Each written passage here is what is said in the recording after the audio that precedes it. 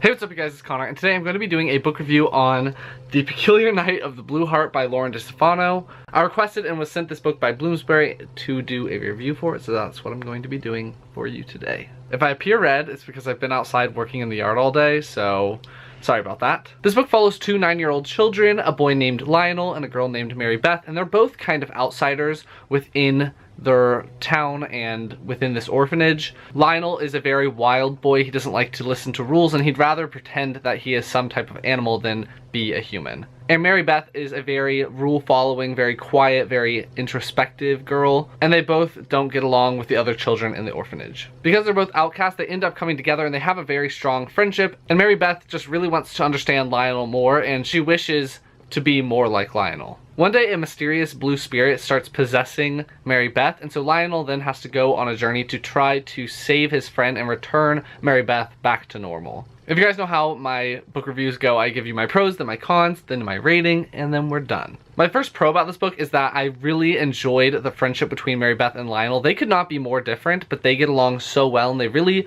understand each other, and they know how to communicate well with each other, especially for being only 9. They accept each other's faults, and they just care about each other so much that it's really nice to see that strong of a friendship in children so young. And the story is very much following Lionel and Mary Beth's friendship, and that being a main factor of this book was really fun for me. I really enjoy when friendship is at the forefront of middle grade stories. With that, I wouldn't say that this is fully middle grade. I feel like in my head, middle grade is for preteens almost, but this feels like it's almost for ages 9 and 10, like right before you hit those preteen years, but you're moving out of children's books. It is kind of one of those in between children's and middle grade for me. Another pro is that the adults in this book are actually responsible and there for the children. I cannot tell you how many books I have read where the adults are evil or they can't be trusted or they just get in the way, but these adults actually make sense and they actually mean really well and they want to help the children and they are trying to do the best that they can. So I really enjoyed the adults in this book and how that it actually promotes children trusting their guardians or the people that are in charge of them. Like, I really like that message. Another message that I liked is that it was just really accepting yourself and accepting the people around you and accepting people for their faults. And I've already talked about that a little bit with how Mary Beth accepts that Lionel wants to be wild and crazy, and he accepts that she's very human, very plain Jane, very rule following. They accept each other and I really like that. I also like that this book is well written for children. It's very focused and they focus on the problem and there's not too many other side things going on, and so I think for 9 and 10-year-olds it actually would help the reading experience a lot, where they just kind of focus on this one problem and they're trying to figure out what is going on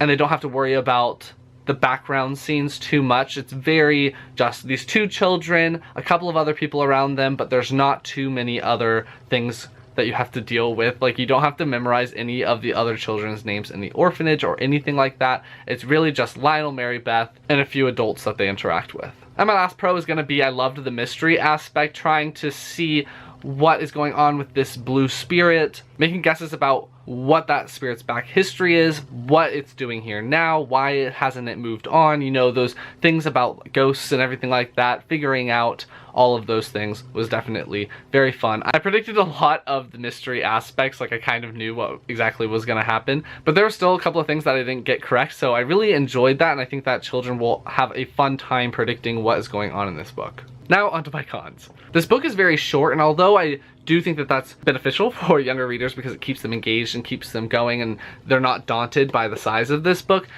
it would skip over periods of time to keep the plot going. And so Mary Beth gets possessed and then it'll skip a bunch of time and it's like, she's changed a lot over this time. So I really would have liked to see a slower degradation of Mary Beth dealing with being possessed and everything like that.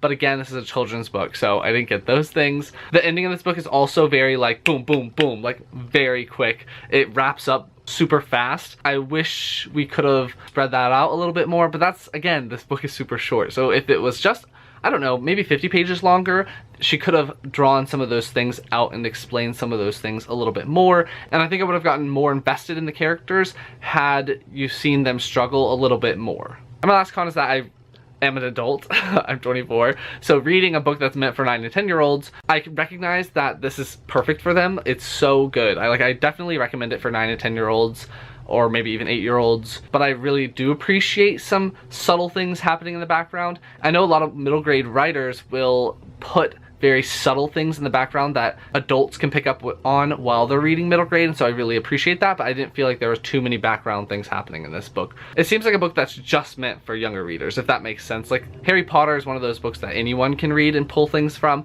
This seems just for kids. So overall, I really enjoyed this book. I had a lot of prose that I enjoyed, and I had a couple of things that I wish had been expanded upon. And this book is actually really tough for me to rate because as an adult, I don't feel like I'm being fair with it. So I ended up giving it 3.5 stars because I think as an adult reading experience, it's about a 3, but as a child, I would have rated it a 4 or maybe higher than that because I would have had so much fun while reading it. So on Goodreads, I ended up giving it a 3.5 because it kind of mixed those two ratings together, but definitely for younger readers, 4 stars. For adults, probably around 3. So that's going to be my review on The Peculiar Night of the Blue Heart by Lauren Destefano. If you liked it, please give it a big thumbs up and comment down below if you're interested in reading this book. Do you have younger people in your life that you think would really enjoy it? What's a middle grade series that you think is for everyone? I'd love to know all of your answers down below, and I will talk to you guys next time.